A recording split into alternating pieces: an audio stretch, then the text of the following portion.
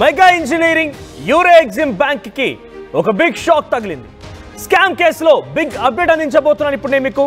బొంబాయి హైకోర్టును ఆశ్రయించారు ఆర్టీవీ అధినేత senior journalist Ravi Prakash. Mega scam పైన రవిప్రకాష్ వేసిన పిటిషన్ ని విచారణకు స్వీకరించింది బొంబాయి హైకోర్టు. మెగా స్కామ్ పై వచ్చే వారం ఈ విచారణ జరగబోతోంది. రవిప్రకాష్ తరపున వాదనలు వినిపించబోతున్నారు సీనియర్ అడ్వకేట్ ప్రశాంత్ భూషణ్.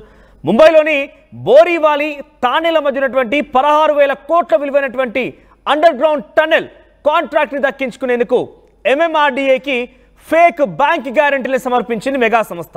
అయితే మెగా స్కామ్ కు కేసులో CBI లేదా సిట్ విచారణ ఆదేశించాలని తన పిటిషన్లో పేర్కొన్నారు ఆర్టీవీ అధినేత రవిప్రకాష్. సో ఎక్కడ ఉన్నటువంటి సెయింట్ లూసియాలో ఉన్నటువంటి ఈ యూరో ఎగ్జిమ్ బ్యాంక్ భారతదేశంలో అనేక అక్రమాలకి తావిస్తూ అనేక ఫేక్ బ్యాంక్ గ్యారెంటీలని జారీ చేసిన పరిస్థితి. ఆ ఫేక్ గ్యారెంటీలకు సంబంధించి ఒక బిగ్గెస్ట్ ఎక్స్ప్లోజివ్ బ్రేకింగ్ ని మీరు గతంలో ఆర్టీవీ చూశారు.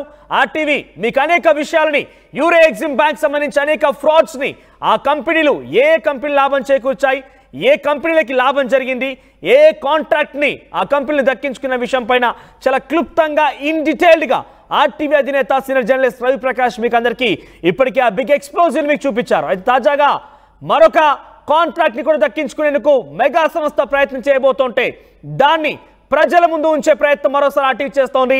16,000 కోట్ల విలువ చేసేటువంటి ఒక టన్నెల్ నిర్మాణానికి సంబంధించిన కాంట్రాక్ట్ ని చేజిక్కించుకోబోతున్నటువంటి మెగా సంస్థ సంబంధించి అవినీతి అక్రమాలని మరోసారి లీగల్ గా ఎదుర్కోబోతోంది.